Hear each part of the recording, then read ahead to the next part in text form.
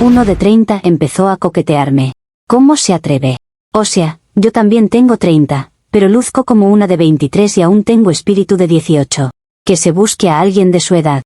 Me quedé congelada con la charola temblándome en las manos mientras todos me miraban como si yo fuera parte del mobiliario. El azúcar se me derramó encima del escritorio y yo solo pensé en cómo eso iba a verse en cámara, porque sí, todo tenía una cámara. Lulú me chistó los dedos como si yo fuera una lámpara defectuosa y, detrás de ella, un hombre soltó una risa baja, de esas que no buscan sonar crueles pero igual te atraviesan. Cuando levanté la vista, vi su traje impecable y esa expresión de «yo ya sabía». Y ahí entendí que esto no era una coincidencia, era una humillación con iluminación profesional, así que tengo que explicar cómo llegué a este punto sin que mi imagen se muera en el proceso. Yo siempre he sabido que la edad es un concepto mal editado, como esas fotos donde te ponen sombras raras y te hacen ver cansada, y por eso jamás la incluyo en mi biografía. Mi marca personal se construyó con intención quirúrgica, skincare coreano, matcha lattes, playlists que suenan a verano eterno y una estética clean girl que no admite el más mínimo indicio de adultez funcional. No es negación, es estrategia. Si mi audiencia me percibe como alguien que ya se asentó, se rompe la fantasía y con eso se cae todo, el engagement, la aspiración, el magnetismo. Yo no vendo años, vendo frescura. En mi vida cotidiana todo estaba alineado con esa curaduría. Me despertaba temprano pero lo convertía en ritual, no en responsabilidad, y jamás decía cosas como, tengo que pagar, o, me duele la espalda, porque esas frases envejecen más que el sol sin bloqueador. Me vestía como si siempre tuviera planes espontáneos, aunque en realidad planificaba todo con obsesión, colores neutros, piel luminosa, uñas discretas, una sonrisa de yo fluyo, incluso cuando por dentro estaba calculando el ángulo de cada historia. Las amigas que más veía eran las que entendían ese lenguaje, porque hay gente que te drena la vibra con solo hablar de seguros y citas médicas. Y yo no tengo tiempo para vibras que me pongan fecha de caducidad. Por eso me gusta moverme en lugares donde mi energía tenga sentido. Bares con luz tenue, música que parece sacada de TikTok, cócteles que se ven bien en vídeo, gente que habla de planes y no de rendir cuentas. A mí me sirve que todo parezca ligero. Si la vida ya es pesada, al menos mi feed no tiene que serlo. Ese es mi punto, no es superficialidad, es coherencia de marca, y yo no voy a sacrificar lo que he construido por el ego de nadie. También tengo estándares claros para el tipo de hombre que se me acerca. No es tema de edad, como número, es tema de lenguaje, de estética, de compatibilidad con mi narrativa. Hay hombres que se ven bien pero traen una vibra de reunión de padres de familia, y eso se siente. Un tipo puede tener buen cuerpo y buena cara, pero si empieza con inversiones o te habla como si ya estuvieran negociando un préstamo, te mata la fantasía. Yo no puedo poner a alguien así cerca de mí sin que mi imagen se contamine. No es elitismo, es higiene. Esa noche yo estaba en un bar que, honestamente, era perfecto para mi contenido. Tenía espejos grandes, luces cálidas, y la música estaba en ese punto exacto donde podías grabar sin que se oyera horrible. Yo estaba con una amiga que siempre entiende el assignment y jamás se aparece con una energía de señora cansada. Yo tenía mi vaso de agua con gas y limón, porque yo no bebo cosas que me oxiden las células, y además se ve elegante, se ve consciente, se ve saludable. Mi outfit era simple pero caro de ver, que es lo que importa. Yo estaba literalmente existiendo de forma aspiracional. Y ahí apareció Esteban. No lo había visto antes, pero su presencia era obvia porque no encajaba. Camisa de botones, postura de yo pago impuestos, reloj discreto, y esa seguridad que tienen los hombres que creen que ser serios es atractivo universal. Se acercó con una sonrisa medida, como si ya hubiera ensayado el gesto frente al espejo, y me ofreció un trago con total naturalidad. No fue agresivo, ni vulgar, ni torpe. Fue peor, fue correcto. Fue el tipo de acercamiento que implica que él me percibe como su igual, como si yo fuera su contemporánea social, y eso para mí es un insulto de marca. Lo primero que sentí no fue rechazo físico, fue pánico estratégico. Porque si alguien me ve recibiendo una copa de un hombre que vibra a camisas planchadas y conversaciones de inversión, el mensaje se distorsiona. La gente no piensa, qué lindo, piensa, ah, entonces ella está en esa etapa, y esa etapa no es mi negocio. Yo he trabajado demasiado para que mi presencia se sienta eterna, ligera, juvenil. No puedo aceptar que un hombre con esa vibra venga y me coloque, con un gesto, en su rango. Fue como si me quisiera poner una etiqueta invisible de treintañera normal. Le dije, con la sonrisa más controlada que pude, que no aceptaba nada que oxidara mis células. Se lo dije como quien habla de salud, pero en realidad estaba defendiendo mi narrativa. Luego le rematé, con sutileza quirúrgica, que debería buscarse a alguien que entendiera sus referencias de los años 90. Yo sabía que eso lo iba a picar un poco, porque esos hombres se ofenden cuando les recuerdas que el tiempo existe. No fue grosería, fue gestión de crisis. Yo no lo estaba rechazando por su cara, lo estaba rechazando por lo que representaba al lado mío. Esteban se quedó un segundo como procesando, y yo sentí esa incomodidad deliciosa de haber puesto un límite estético. Él intentó mantener la compostura, dijo algo sobre que solo quería ser amable, y yo asentí como si él acabara de admitir un error. Yo no le di espacio para negociar. Hay cosas que si se discuten, ya te manchan. Mi amiga me miró con esa cara de, bien jugado, y yo respiré tranquila porque había evitado un incidente de imagen. En mi mente, eso se cerraba ahí. Un hombre serio, rechazado, que aprende la lección y sigue su vida. Pero lo que me quedó fue el aftertaste. Porque hay rechazos que no son solo sociales, son energéticos. Yo salí del bar y sentí como si me hubieran lanzado encima un filtro de adultez. No era algo real, claro, pero yo sé cómo funciona el cuerpo cuando detecta amenaza. Se tensa, se aprieta, se siente menos ligero. Y esa sensación me enfureció. ¿Cómo se atreve alguien a acercarse con tanta seguridad y obligarme a recordar que hay un mundo de hipotecas, hijos y horarios? Yo me fui a mi casa con una idea fija, tenía que limpiarme. Al día siguiente me desperté con una necesidad de reafirmación, de esas que te agarran como hambre emocional. Me hice mi rutina de skincare con más pasos de lo normal, como si cada producto borrara un año. Organicé mi closet como si ordenar ropa fuera una forma de ordenar identidad. Subí una historia con mi matcha y una canción trending, porque yo no puedo permitir que mi energía se quede en bar con señor.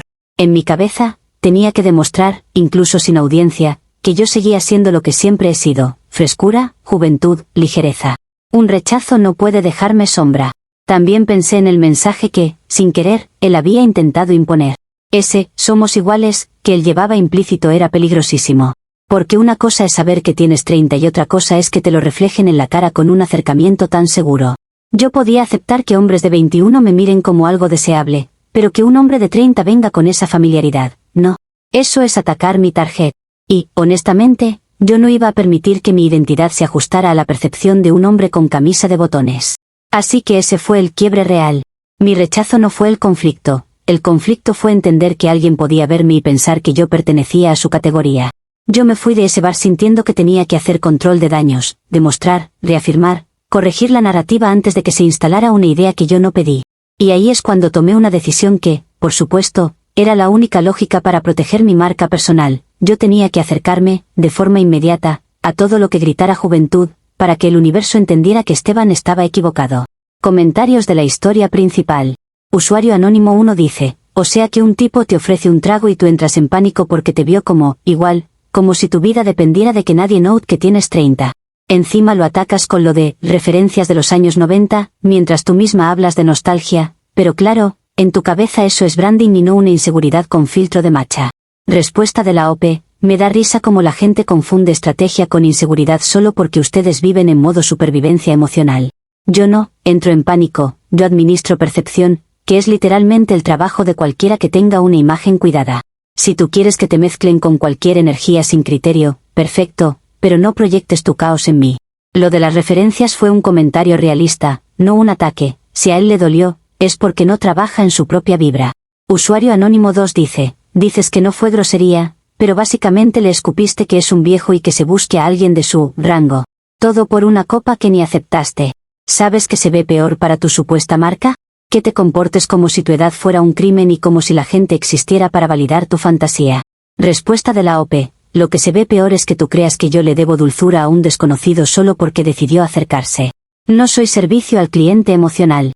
Y sí, mi marca tiene un concepto, igual que un restaurante tiene un menú. Si tú entras pidiendo otra cosa, no es culpa del restaurante por decirte que no. Además, yo no le dije, viejo, yo marqué límites de compatibilidad, pero a ustedes les encanta dramatizar porque su vida necesita villanos para sentirse interesante. Actualización 1. Ha pasado 3 días desde la última actualización y yo todavía sentía como si me hubieran querido pegar una etiqueta en la frente, una de esas que no se ven pero pesan. No me gusta quedarme con vibras ajenas, sobre todo cuando vienen cargadas de formalidad y de esa energía de, vamos a hablar de metas. Así que decidí actuar rápido, porque cuando tú trabajas tu imagen, no puedes darte el lujo de dejar que una narrativa equivocada se instale. Yo necesitaba una limpieza simbólica, un correctivo estético. Tenía que asociarme, de inmediato, con algo que grite juventud sin explicarlo. Por eso me metí a una app y filtré con criterio. No fue desesperación, fue segmentación. Yo sé perfectamente qué tipo de perfil encaja con mi estética, fotos con luz natural, outfits relajados, lenguaje que no suene a oficina, y esa vibra de, todo es plan espontáneo, que te rejuvenece por contagio. Entre varios mensajes que parecían escritos por gente que cree que ser sarcástico es personalidad, apareció Quique, un chico de 21 que hablaba como genceta sin esfuerzo y tenía cara de que nunca ha llenado un formulario del SRI. Eso es exactamente lo que yo necesitaba para contrarrestar la presencia mental de Esteban. Quique me invitó a salir y yo acepté, porque yo no tengo problema en moverme rápido cuando algo sirve a mi narrativa. Él propuso un lugar de maquinitas retro, y ahí yo vi una oportunidad perfecta de contenido. Ese tipo de lugares se ven increíbles en stories, luces, colores, nostalgia.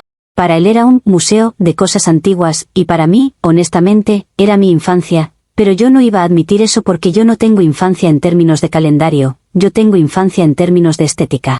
Yo fingí demencia, me reí como si todo fuera adorablemente nuevo, y me preparé mentalmente para ser la versión más ligera de mí misma. Antes de salir me tomé más tiempo de lo normal arreglándome, porque yo sabía que esta cita era un statement. Me puse un outfit que se viera effortless, aunque me costó 20 minutos decidirlo, y elegí un maquillaje que dijera, yo me veo así naturalmente, que es la mentira más productiva del mundo. En el espejo, yo me veía exactamente como debía, joven, fresca, intocable. Me dije que esto iba a ser fácil, que lo de Esteban había sido un accidente aislado, y que el universo solo me estaba probando. Yo no podía permitir que una simple interacción con un treintón de camisa alterara mi línea editorial. Cuando llegué y vi a Quique, confirmé que la elección era correcta. Tenía esa energía de gente que cree que siempre hay una fiesta después, aunque sea martes. Me saludó con confianza, pero no con esa seguridad pesada de hombre que cree que te está evaluando. Era más bien un hey, suelto, y eso se siente liviano. Caminamos hacia el lugar y él iba hablando de cosas random, como trends, canciones, chistes internos de internet, y yo asentía como si yo hubiera nacido entendiendo todo eso.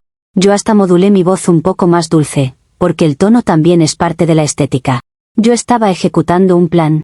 El lugar era perfecto para mis stories.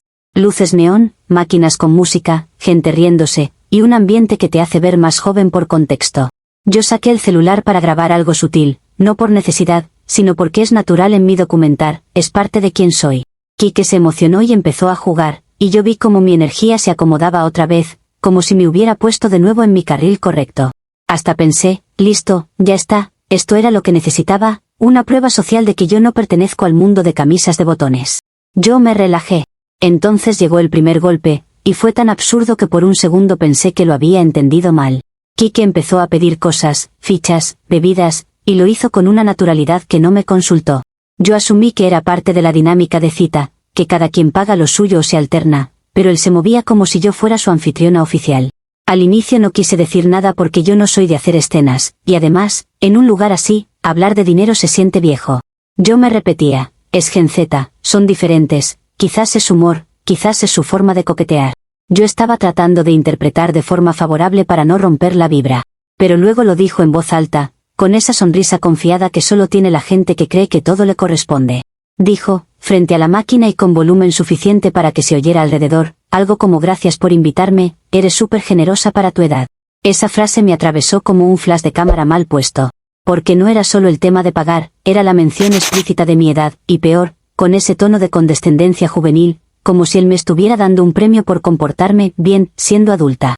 Era exactamente lo contrario de lo que yo venía a hacer. Yo me quedé sonriendo por fuera, porque yo no pierdo la compostura en público, pero por dentro sentí una indignación tan grande que me dio calor en la nuca. Para mi edad. ¿En serio? Yo acababa de rechazar a Esteban por el daño que me hacía que un treintón me perciba como su igual, y ahora venía este de 21 a ponerme en el rol de señora patrocinadora. Era como si el universo me estuviera haciendo bullying. Me dieron ganas de corregirlo ahí mismo, pero no podía porque eso habría sido admitir que el comentario me tocó, y yo jamás le regalo esa victoria a nadie. Entonces hice lo único que podía hacer para restablecer el orden sin decirlo. Yo tenía que demostrar jovialidad, físicamente, en el acto. No basta con verse joven, hay que comportarse como joven, y a veces eso implica hacer cosas ridículas para mantener una narrativa. Vi una máquina de baile y lo reté a un duelo, como si yo fuera una chica espontánea que vive el momento. Yo lo dije con risa, con energía, con esa vibra de yo puedo, porque si yo ganaba o al menos me veía competitiva, su comentario perdía fuerza. Yo necesitaba que el ambiente confirmara que yo no soy la señora que paga, yo soy la chica que juega. Quique se emocionó, obviamente, porque para él era divertido verme competir. Yo me subí a la plataforma con seguridad falsa, empecé a seguir los pasos, y los primeros segundos incluso me sentí poderosa. La música estaba alta, la gente miraba, yo estaba siendo un momento. Pero al segundo paso más intenso sentí un tirón en la espalda baja, un dolor seco que me cortó el aire. Fue como si mi cuerpo me hubiera traicionado públicamente, como si quisiera delatarme. Yo intenté disimular, seguí moviéndome un poco, pero el dolor se volvió una alarma interna que no podía ignorar. Lo peor es que ese tipo de dolor no es elegante. No es un "ay que cute", es un recordatorio físico de cosas que yo no autorizo en mi narrativa.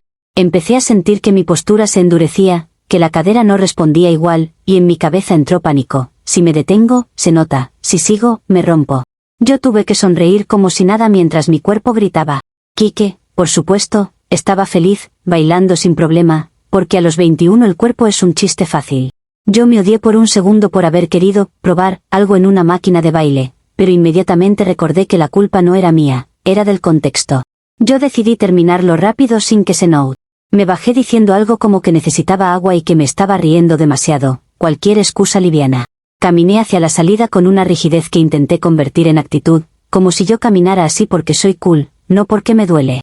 Cada paso era un esfuerzo de control de imagen. Y en mi mente, yo repetía que esto era una maldición, que no era normal, que yo no tenía por qué estar sintiendo eso si mi energía estaba bien. Mi cuerpo estaba reaccionando a una contaminación previa, eso era obvio. Quique me alcanzó y quiso seguir la noche, pero yo ya no podía sostener la actuación.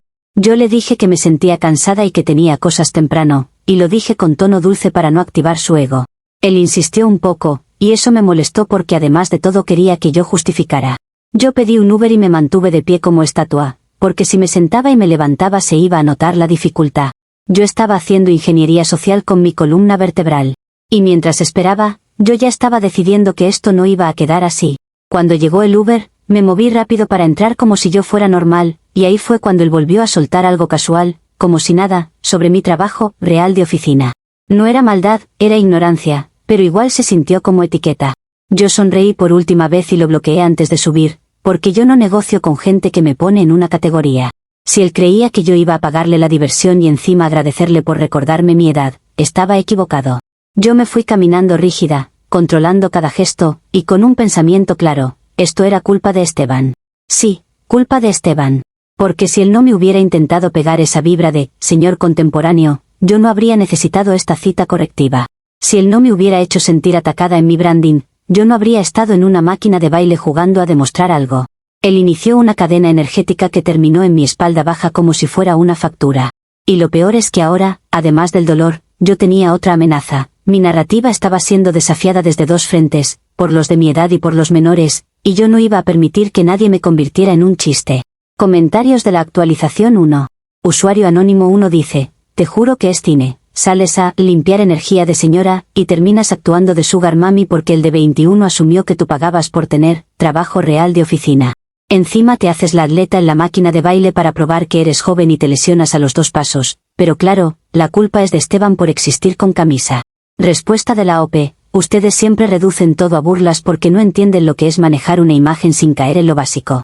Yo no actué de sugar mami, yo simplemente no iba a armar un show por fichas en un lugar de maquinitas. Eso sí sería vibra de señora. Y lo de la espalda fue una reacción psicosomática, cualquiera que entienda cuerpo y energía sabe que el estrés se somatiza. Si a ti te parece gracioso que alguien te falte el respeto con un comentario sobre tu edad, ese es tu estándar, no el mío. Usuario anónimo 2 dice, ¿te das cuenta de que tu plan para demostrar que no eres treintona, fue salir con un chico que te trató como señora patrocinadora y encima te etiquetó en voz alta? Lo bloqueaste antes de subir al Uber como si él fuera el villano. Pero la única que está obsesionada con la edad eres tú. Tu marca personal suena a jaula, no a libertad. Respuesta de la OP, la gente ama romantizar el desorden y luego llaman jaula a cualquier cosa que sea disciplina. Yo no estoy obsesionada con la edad, estoy consciente del posicionamiento, que es distinto. Y sí, lo bloqueé porque una persona que te infantiliza o te pone en rol de billetera no merece acceso a ti, punto. Si tú aguantas que te hablen con condescendencia y lo llamas amor propio, adelante. Pero no pretendas que yo normalice comentarios que literalmente intentan ubicarme donde no pertenezco. Actualización 2. Ha pasado una semana desde la última actualización y yo seguía con esa sensación de que el universo estaba probando mi paciencia, como si me hubiera puesto en una fila eterna de humillaciones sutiles para ver cuándo cedía y aceptaba ser una adulta promedio. La espalda baja todavía me recordaba, con punzadas estratégicas, que el cuerpo también puede ser traicionero cuando detecta amenazas a tu identidad. Yo, obviamente, no iba a permitir que un tirón me definiera. Si algo aprendí de tener una marca personal es que cuando algo te intenta derrumbar, tú subes el volumen de tu narrativa. Así que decidí reafirmar mi estatus de forma contundente, con un evento que dejara claro que yo no me mezclo con energías de hipoteca ni con conversaciones de pañales. La idea de una house party me pareció perfecta porque es el tipo de escenario que te devuelve autoridad social sin esfuerzo. Una fiesta en casa no se siente como ir a un bar a buscar validación, se siente como yo soy el centro y los demás orbitan. Además, me daba contenido orgánico, gente bailando, luces, risas, chats que parecen espontáneos aunque yo los planifico como si fuera una campaña. Yo quería que mis stories respiraran juventud, caos controlado y exclusividad. Si el mundo me iba a tratar como señora, yo le iba a responder con una noche que gritara Gen Z aunque mi cédula dijera otra cosa. Organicé todo con la precisión con la que otras personas organizan su vida laboral, pero yo lo hice con intención estética, que es más importante. Compré luces LED porque la iluminación es la diferencia entre fiesta y reunión. Elegí una playlist llena de audios virales, porque no hay nada más viejo que poner música que no genera reacción. Moví los muebles para que el espacio se viera amplio, como si mi sala fuera un set de contenido. Incluso elegí vasos que se vieran bien en cámara, porque yo no puedo servir una bebida en un vaso que parezca de comedor familiar, eso mata la vibra y mata el ángulo. La parte más importante fue la lista de invitados y ahí fui tajante, porque alguien tiene que sostener estándares. Yo no quería gente que llegara hablando de mañana me levanto temprano o preguntando a qué hora termina, porque eso es vibra de adulto agotado. Yo quería gente que pudiera decir que random, sin ironía y que no tuviera la costumbre de pedir permiso para existir. Así que puse reglas claras, solo gente con vibra Gen Z, sin hijos, sin hipoteca, sin esa energía de estoy buscando estabilidad. Yo no estaba discriminando, estaba protegiendo el concepto. Mandé mensajes con tono casual pero con intención de filtro. A los que respondían con demasiadas preguntas logísticas los dejé en visto porque una fiesta no se pide con formulario. A los que dijeron que tenían que ver si podían porque al día siguiente trabajaban, les deseé éxito desde lejos. Yo quería el tipo de gente que dice sí sin pensar, porque ese sí impulsivo es juventud. Y sí, suena fuerte, pero mi casa no es un centro comunitario, es mi espacio y mi branding en físico. La gente que no entiende eso, no entra. El día de la fiesta me levanté con energía, como si fuera un estreno, y me arreglé con más cuidado de lo normal porque yo iba a ser anfitriona y protagonista. Me puse un vestido que se veía juvenil pero no infantil, porque yo no hago cosplay de adolescente, yo hago curaduría de eterna. Me hice el pelo con ondas suaves, porque eso siempre da ilusión de frescura, y me maquillé con ese efecto de piel limpia que parece que naciste hidratada. Me miré al espejo y me prometí que esta vez el universo no se salía con la suya. Hoy yo iba a recuperar control. Cuando empezó a llegar la gente, la vibra se alineó rápido. Al principio todos estaban tímidos, como si estuvieran esperando instrucciones, pero yo sabía cómo soltar el ambiente. Subí el volumen, puse luces en modo fiesta, serví bebidas con seguridad, y empecé a grabar historias sin que se sintiera forzado. Yo soy buena en eso, convertir momentos en evidencia social. La risa de fondo, las luces, los movimientos, todo estaba saliendo como yo quería. Por fin se sentía como mi mundo otra vez. Mis stories empezaron a verse perfectas. Grupitos bailando, manos levantadas, alguien cantando una canción trending, yo en el centro sin parecer que lo estaba intentando. Yo podía imaginar a cualquier persona viendo eso y pensando que yo no tengo 30, que yo tengo una vida viva, que yo soy la prueba de que se puede ser eterna. Me relajé tanto que por un segundo olvidé que los vecinos existen. Y eso, sinceramente, es culpa de ellos por vivir como si la vida fuera una queja constante. Si vas a vivir pegado a la pared escuchando, al menos disfruta. La cosa se fue intensificando porque la gente se suelta cuando hay ambiente y cuando siente que está en un lugar exclusivo. Alguien empezó a gritar el coro de una canción como si estuviera en concierto, otro sacó una bocina extra, y yo, en vez de frenar, lo celebré porque el caos controlado es exactamente lo que se ve joven. Yo no estaba borracha, estaba inspirada. Yo veía la escena como si fuera un videoclip, y mi casa era el set. Por fin, nada olía a oficina, nada olía a camisas de botones. Entonces, en medio de esa vibra, sonó el timbre con una insistencia que no combinaba con nada. Al principio pensé que era alguien más llegando tarde, pero el timbre tenía un ritmo que no era de invitado, era de autoridad. Yo sentí como se me apretó el estómago, porque hay sonidos que te envejecen de golpe. Fui hacia la puerta con la mejor sonrisa juvenil que pude armar, porque mi primer instinto fue que esto era un malentendido que yo podía manejar con encanto. Yo soy buena administrando percepciones, incluso con extraños. Abrí y ahí estaban, policías. No eran muchos, pero su sola presencia cambió el aire, como si alguien hubiera apagado el filtro de belleza del mundo real. Me dijeron que había una queja por ruido y que necesitaban que bajáramos el volumen. Yo asentí con una expresión dulce, casi inocente, porque mi plan era que pensaran que mis padres no estaban y que yo era una joven emocionada cometiendo un pequeño error. Yo incluso hice esa risa corta de, ¡ay qué pena!, que siempre suaviza las cosas. Yo iba a resolverlo rápido y volver al mood. Pero el oficial, en vez de irse con mi sonrisa, me pidió la identificación. Esa petición fue un ataque directo a mi branding. Porque mientras tú puedes convencer a alguien con estética, el plástico con tu fecha de nacimiento no negocia. Yo sentí que se me calentaron las orejas, pero no podía decir que no, porque eso se veía sospechoso, y sospechoso se ve viejo.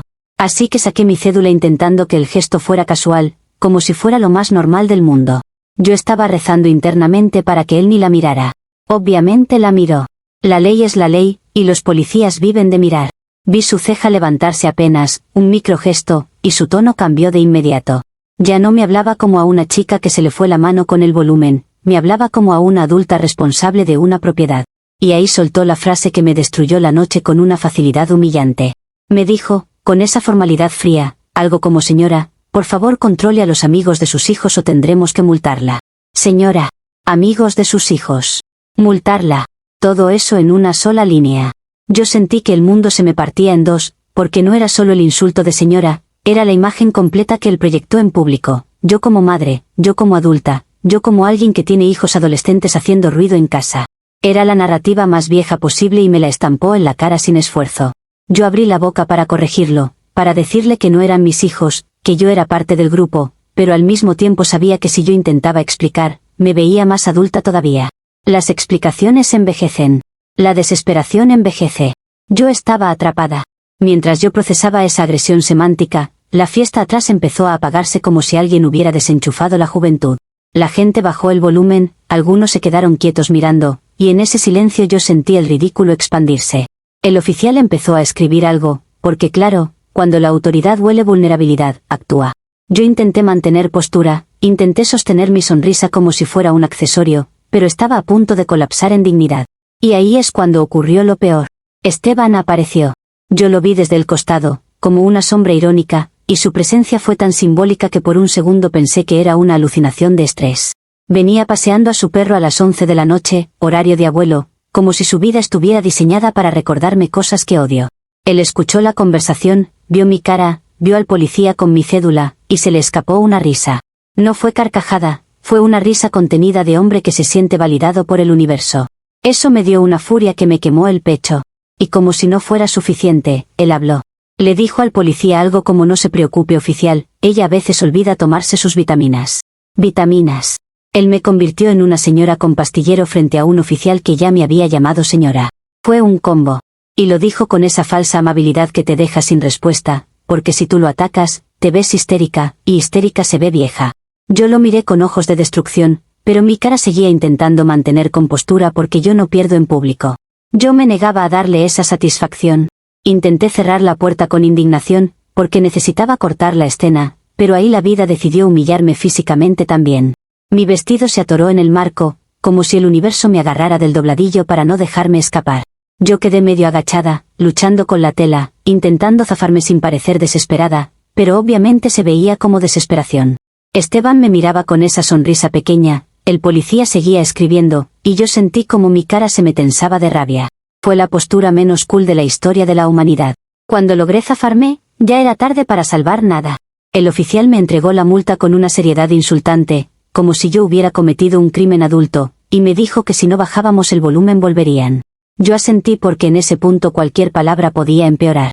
La gente adentro estaba callada, algunos empezaron a buscar sus cosas, y yo vi como mi evento, Gen Z, se convertía en una escena de mamá regañando a los amigos de sus hijos. La narrativa se me resbaló de las manos. Yo quería llorar de rabia, pero llorar se ve viejo también, así que solo apreté los dientes. Esteban se quedó un segundo más, como para asegurar que yo entendiera el mensaje, y luego se fue con su perro como si nada. Yo lo odié con una intensidad que no sabía que podía sentir. No por él, sino por lo que representaba, el recordatorio de que mi estatus no estaba en mis manos, que cualquiera podía arruinarlo con una palabra. Cerré la puerta y mi casa ya no se sentía como set, se sentía como casa. Mis invitados se fueron rápido, algunos con risas incómodas, otros con excusas baratas, y yo me quedé recogiendo vasos como si fuera la tía encargada del after. Cuando me vi sola, con la multa en la mano y el sonido de la fiesta ya muerto, entendí que esto no era un accidente. Esto era una guerra contra mi branding. Y la amenaza nueva era clara, la multa no era solo dinero, era registro, era evidencia, era algo real que me perseguía. Encima, Esteban ahora tenía material para burlarse cada vez que quisiera, porque me vio en mi peor momento, atrapada en un marco, agachada, tratada como señora. Yo sabía que esto no se iba a quedar en esa noche. Yo sentía que lo siguiente iba a ser peor, porque el universo no hace una humillación y se va, el universo hace series. Comentarios de la actualización 2. Usuario anónimo 1 dice, me muero de la risa con tu, entrada prohibida a hipotecas e hijos, y al final un policía literalmente te dijo que controles a los amigos de tus hijos. Encima te pidió la cédula y te bautizó señora en plena puerta mientras tú intentabas hacerte la jovencita, y como broche, Esteban pasó a las 11 de la noche paseando el perro y te remató con lo de las vitaminas. Eso no es ataque a tu branding, eso es la realidad tocando la puerta y tú abriéndole con luces LED. Respuesta de la OP, qué fácil es reírse cuando tu vida no depende de percepción ni de imagen pública. Yo no, me hacía la jovencita, yo estaba resolviendo una situación con diplomacia, cosa que a ustedes les falta porque viven reaccionando. El comentario del policía fue una falta de respeto y un prejuicio, él asumió algo por una fecha y eso habla más de su mentalidad que de mí. Y Esteban es literalmente un hombre resentido que necesitaba una oportunidad para sentirse superior, porque su mayor logro es caminar un perro con camisa planchada. Usuario anónimo 2 dice, lo más fuerte es que tu plan era demostrar que no eres una señora y terminaste agachada con el vestido atorado mientras te escribían una multa. Ni siquiera fue mala suerte, fue tu obsesión por verse genceta, llevándote a organizar un escándalo en tu casa como si fueras universitaria. La única que se está destruyendo la imagen eres tú con tus pruebas ridículas. Respuesta de la OP, no es obsesión, es estándar, pero ustedes le llaman ridículo a todo lo que no entienden. Yo organicé una fiesta porque soy social y porque mi casa es mi espacio, punto, y si los vecinos son alérgicos a la vida, ese no es mi problema.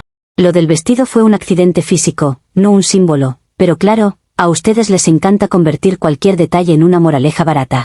Y si hablamos de pruebas ridículas, ridículo es creer que cumplir 30 significa que automáticamente tienes que volverte aburrido y pedir permiso para existir. Actualización 3. Han pasado 3 años desde la última actualización y lo peor de todo es que yo sigo siendo yo, solo que el mundo se puso más agresivo con su insistencia de que yo madure. Yo no cambié mis gustos, no dejé de cuidarme, no renuncié a mi estética, pero la gente alrededor se volvió cruel con esa cosa de querer ubicarte en una etapa como si fueras un producto en estantería. Yo cumplí 33 y, sinceramente, me siento igual que siempre, solo que ahora la etiqueta social viene con más fuerza. Antes al menos podía esquivar el tema con humor, ahora te lo lanzan como si fuera una sentencia. En estos 3 años yo seguí siendo selectiva con los hombres, porque yo no voy a salir con alguien que me obligue a vivir una vida que no quiero. Los de mi edad, en su mayoría, están en modo proyecto familiar o modo estabilidad financiera, y a mí eso me seca el alma. Yo no quiero cenas donde se habla de créditos, yo quiero energía de planes ligeros. Pero también pasó algo irritante, los hombres de 23, los que antes me miraban con deseo natural, empezaron a mirarme como tía cool. Y esa frase es una forma elegante de decir, no eres opción romántica, eres accesorio divertido. Yo lo notaba en cómo me hablaban, en cómo pedían consejos, en cómo asumían que yo iba a ser comprensiva. Comprensiva es palabra de señora. Yo intenté corregirlo con estrategia, porque yo no soy de rendirme. Me metí a nuevas apps, ajusté mis fotos, cambié captions, me puse más audios trending, actualicé mi look para que se viera más actual. Pero el problema no era mi apariencia, el problema era la percepción cultural del número. La gente se cree con derecho de decidir qué te corresponde por edad, como si tu espíritu tuviera calendario. Y eso empezó a afectarme no solo en lo romántico, sino en lo profesional, porque cuando el mundo decide que ya no eres la promesa, te reubican. Y ahí es cuando la vida se puso irónicamente cruel.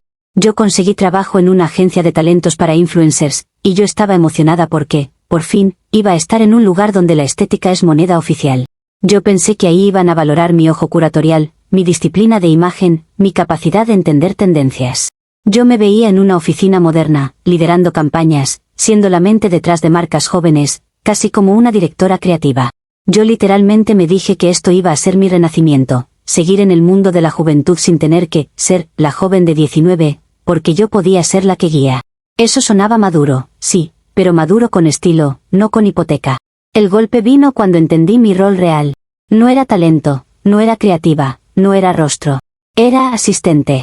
Asistente personal de una TikToker de 19 años llamada Lulu, una niña con carisma suficiente para volverse insoportable, y con una voz que puede atravesarte el cráneo. Ella no me veía como colega, me veía como herramienta.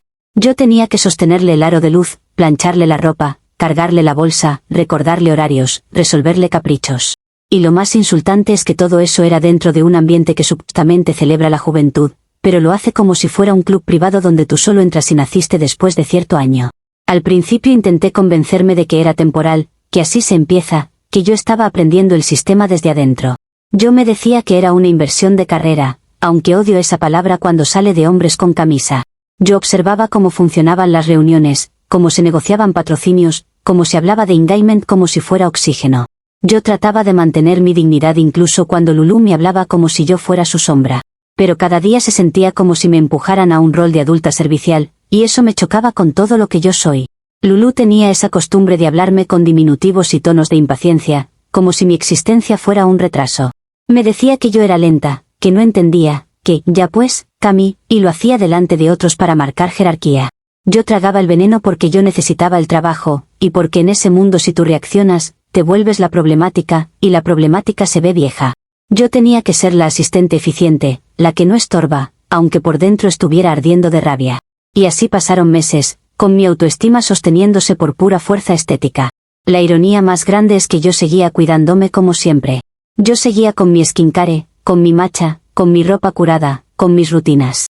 Yo no me dejé caer, pero el rol que te dan también te modifica la postura, porque no es lo mismo caminar como protagonista que caminar sosteniendo un aro de luz para otra. Empecé a sentir que mi identidad se volvía secundaria, y eso me dio una desesperación silenciosa. No es que yo quisiera ser como Lulu, yo solo quería que mi vida volviera a sentirse mía. Y entonces llegó la semana pasada, la semana que me confirmó que el universo tiene un sentido del humor cruel. Lulu tenía una reunión con un patrocinador importante para una campaña de madurez y estilo, que ya de por sí me parecía un chiste porque ella no sabe ni lavar una taza. Pero la marca quería un enfoque de elegancia, de evolución, de no fingir ser niña para siempre. Yo lo vi como una provocación personal, porque literalmente esa era mi batalla interna, solo que yo lo hacía con estética, no con discursos. Yo preparé todo, el outfit de Lulu, el aro de luz, el café, los documentos impresos, y me aseguré de que el set de reunión se viera impecable. Yo no podía fallar, porque si fallaba, me culpaban a mí. Cuando llegó el patrocinador, yo estaba concentrada en servir y en mantener el ambiente perfecto. Y entonces lo vi. Esteban. El mismo Esteban de la copa, de la camisa de botones, de la noche de la multa. Solo que ahora no era un tipo en un bar intentando hablarme, era el director de marketing con traje, con presencia, con autoridad real. Y lo peor es que ese estilo, señor, le quedaba bien, como si el tiempo lo hubiera premiado por ser exactamente lo que yo detesto. Yo sentí que se me helaba la sangre, porque el universo no solo lo trajo de vuelta, lo trajo en el peor ángulo posible, el de poder. Al principio él no me reconoció. Yo estaba del lado de servicio, con el café, y él estaba entrando como protagonista. Yo vi cómo saludó a Lulu con esa cortesía impecable, cómo habló de estrategia y de objetivos, como todos lo escuchaban. Me dio una rabia absurda que él estuviera tan cómodo en el rol que yo he pasado años intentando evitar. Y me dio más rabia que a mí me tocara estar ahí sosteniendo cosas, en silencio. Yo quería desaparecer, pero mi trabajo era estar disponible, así que me quedé en ese lugar incómodo, esperando que la reunión pasara rápido. El problema fue que Lulu, como siempre, decidió usarme como escalón. Me gritó desde la mesa, delante de Esteban y delante de todos, que me apurara con el azúcar porque yo era lenta. Lo dijo con un tono de capricho infantil, como si yo fuera su empleada doméstica, y se rió un poco, esperando que todos lo encontraran adorable. Yo sentí que se me subía el calor a la cara, porque la humillación es peor cuando se hace con ligereza. Yo me acerqué con el azúcar intentando mantener neutralidad, pero el temblor en mis manos me delataba. Ahí fue cuando Esteban me miró bien. No fue un vistazo rápido, fue una pausa real, como si su cerebro conectara algo antiguo. Sus ojos bajaron a mi cara, subieron, y su expresión cambió a una sonrisa pequeña, esa misma sonrisa de superioridad contenida que ya conocía. Y entonces soltó la frase que me dejó sin aire. Dijo algo como vaya, Cami, al final sí encontraste gente de tu edad mental. Lo dijo con calma, con humor, con esa elegancia de hombre que sabe que te acaba de clavar un cuchillo y que nadie lo va a culpar porque suena como chiste. Yo sentí que el piso se me abría, porque no era solo el comentario, era todo lo que implicaba, que él me había leído desde el inicio, que para él yo siempre fui una actuación, que ahora me veía en un rol de servidumbre dentro de un ambiente de influencers y lo interpretaba como destino. Y encima, lo dijo frente a Lulu, que se rió como si fuera lo más gracioso del mundo. Lulu repitió algo como "ay sí, Mikami es relenta", y siguió con la reunión como si yo fuera un objeto. Yo me quedé ahí, con el azúcar en la mano, tragándome el orgullo como si fuera café sin endulzar. Desde ese día, Esteban ha vuelto varias veces a la oficina por el proyecto. Cada vez que llega, yo tengo que servirle café, ajustar luces, pasarle documentos, escuchar cómo habla de madurez, como si fuera un concepto que él domina. Y cada vez me mira con esa sonrisa que no es coqueteo, es recordatorio. Yo intento mantener distancia, porque yo no le voy a regalar una reacción, pero mi cuerpo se tensa igual. Me siento atrapada en una historia que yo no elegí, donde la estética ya no me salva porque el rol me expone. Y la amenaza nueva es peor que una multa, es tener que verlo seguido, en mi trabajo, con poder, mientras yo sostengo su taza como si mi vida fuera una broma larga. Lo más humillante es que, en la agencia, nadie lo ve como ataque. Lo ven como banter, como chiste simpático. Si yo me quejo, soy la dramática. Si yo reacciono, soy la vieja amargada. Yo quedo sin salida. Y eso me está empujando a un límite peligroso, porque yo no puedo sostener una marca personal de juventud eterna mientras me tratan como asistente invisible. Siento que algo se está rompiendo, y lo peor es que Esteban parece disfrutarlo. Yo no sé cuánto más aguante antes de hacer algo que cambie el juego, pero sé que esto no puede quedarse así, porque nadie me humilla gratis y menos alguien que una vez creyó que podía invitarme un trago como si fuéramos contemporáneos. Comentarios de la actualización 3. Usuario anónimo 1 dice, tu arco es perfecto, te ofendiste porque un tipo de 30 te habló como si fueras de su edad y 3 años después, con 33, estás sosteniéndole el café a una tiktoker de 19 que te grita, eres lenta, mientras el mismo tipo, ahora director de marketing, te remata con, tu edad mental. No es el universo atacando tu branding, es tu branding convirtiéndose en castigo laboral. Respuesta de la OP, claro, porque para ustedes todo es, arco, y, castigo, como si la vida fuera una serie y ustedes fueran críticos desde el sofá. Yo no estoy castigada, estoy en una industria real donde hay jerarquías y procesos, pero eso no significa que yo sea menos. Y el comentario de Esteban fue una falta de profesionalismo disfrazada de chiste, pero como él tiene traje y cargo, ustedes lo celebran. La gente ama aplaudir al hombre que humilla porque les da seguridad ver a alguien, poner en su lugar, a una mujer con personalidad. Usuario anónimo 2 dice, lo que más da pena es que sigues obsesionada con que la gente te ubique, por edad, pero no te das cuenta de que tú misma te ubicaste, rechazaste a los de 30 por camisas de botones, idealizaste a los de 21, hiciste fiestas, sin hipoteca, y terminaste siendo la asistente de una niña de 19. Esteban no te destruyó, solo te puso el espejo. Y si te duele, es porque se parece a la verdad. Respuesta de la OP, qué conveniente es llamar, espejo, a cualquier intento de minimizar a alguien. Ustedes romantizan la humillación ajena para sentir que el mundo es justo, y no lo es. Yo no me ubiqué, yo elegí un estilo de vida y un estándar, y el hecho de que esté en un rol temporal no define mi valor ni mi identidad. Si a ti te gusta vivir resignado, pensando que todo es, verdad y lección, perfecto, pero no uses esa resignación para justificar que la gente sea condescendiente y cruel conmigo. Yo no soy el espejo de nadie, yo soy alguien que se niega a volverse gris, aunque les moleste.